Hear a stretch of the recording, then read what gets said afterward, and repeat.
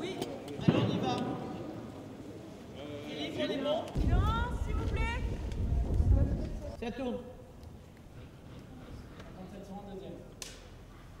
Cadré. Partez. Coupé, c'est bien? Hein? Merci. On tire la deuxième. Aujourd'hui, on est extrêmement mélancolique de terminer ce film parce que c'est une histoire très unique, très absolue. C'est une histoire sur la passion, sur les rapports humains très exacerbés. Et en vérité, une histoire d'une certaine manière assez intimiste qui a trois personnages principaux qui sont Lou et Mando, les deux jeunes adolescents de cette histoire, et Gabi. Lou, c'est Mathieu de Sertine. Mando, c'est Samuel Mercer et Gabi, c'est Jeanne Moreau. Et ce sont des rapports très forts, très passionnels qui unissent ces personnages. Ce qui m'a plu dans le livre de Philippe Grimbert, c'est précisément ces passions, ces relations très fortes. C'est un film sur l'amitié, sur une amitié-passion. C'est une histoire d'amitié, comme on pourrait dire une histoire d'amour, et je trouve que c'est un thème original. Et en effet, à travers cette amitié, et tout au fond de cette amitié, il y a un trouble, un mystère, un secret qu'on va découvrir à la fin du livre et donc à la fin du film. Mando, il sombre, si j'ose dire, dans le sombre. Mais autrement, c'est un adolescent surtout passionné. Mais qui a le goût de l'absolu. Au fur et à mesure de l'histoire, il va sombrer. Mais ce n'est pas un personnage sombre au départ, c'est au contraire un personnage très solaire, mais c'est un personnage absolutiste, passionné, qui n'accepte pas les compromis. Et c'est vrai que dans la vie et dans la société, évidemment, il y a des compromis. Action! Le personnage de Lou est un personnage plus souple, plus apte, si vous voulez, à accepter les compromis. Et Mando ne supporte pas. Pour lui, c'est comme une blessure. Mando est tellement intègre dans ses sentiments et exclusif qu'il ne supporte pas le partage, y compris, par exemple, l'amitié très forte qui unit Lou à Gabi. Dans La mauvaise rencontre, ce jeune garçon, Lou, cherche dans Gabi, qui est un personnage extraordinaire et que j'adore, une seconde maman, parce qu'il a une mère extrêmement distante, très mondaine, très occupée par son narcissisme et par ses propres occupations.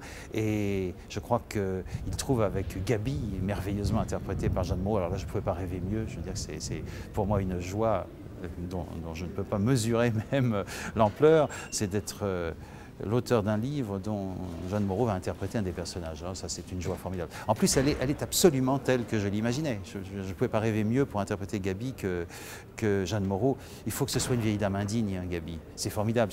C'est la mère idéale dans toute sa fantaisie, c'est-à-dire qui à la fois apprend ce qu'est la vie et la mort au jeune garçon, mais aussi lui apprend la désobéissance, la transgression, enfin tout ce qu'on doit apprendre à un jeune. Jeanne Moreau, c'est une actrice exceptionnelle, je ne vais pas enfoncer les portes ouvertes. Et j'ai fait beaucoup de tournages avec Jeanne et c'est toujours un bonheur de la retrouver. Et c'est vrai que ce film-là, il était essentiel qu'elle accepte d'être Gabi, oui. Et c'est un très très beau personnage, très lumineux, très généreux, très vivant. Et qui apporte beaucoup au film, bien sûr, et à ses partenaires.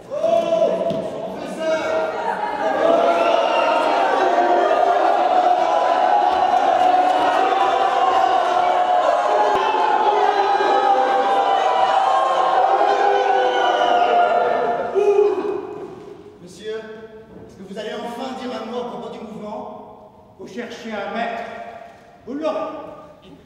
Ça s'appelle La mauvaise rencontre parce qu'à la fin du film, le personnage de Lou, qui est psychanalyste comme Grimbert, écrit ce livre. Et le film est scandé en voix off par les phrases de Lou qui se souvient de cette période de sa vie très forte. Et Lou, adulte, est interprété par Jean-Hugues Anglade, qui a eu l'amitié d'accepter de faire cette participation, parce qu'à la fois, il est très peu présent physiquement, puisqu'il est simplement à son bureau de travail à la fin, dans un plan, mais il est présent dans le film parce que sa voix off scande le film. Attention. Action. Action. 63 sur 3, première.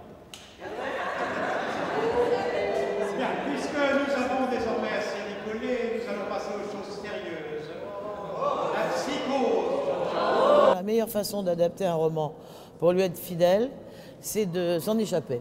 L'adaptation est faite par Philippe Besson. C'est un très très beau travail d'adaptation. C'est un livre tellement, si vous voulez, sur les passions et les rapports humains, que c'était très très difficile de mettre ces passions en action, si j'ose dire. C'est ce qu'a fait très bien Philippe et Besson, et c'est surtout ce qui existe grâce à l'incarnation des acteurs et actrices que j'ai dans ce film. C'est vrai qu'une histoire aussi brûlante, ça m'a plu. Et honnêtement, je suis très heureuse que France Télévisions m'ait permis de le faire, parce que je crois que c'est vraiment un film à part.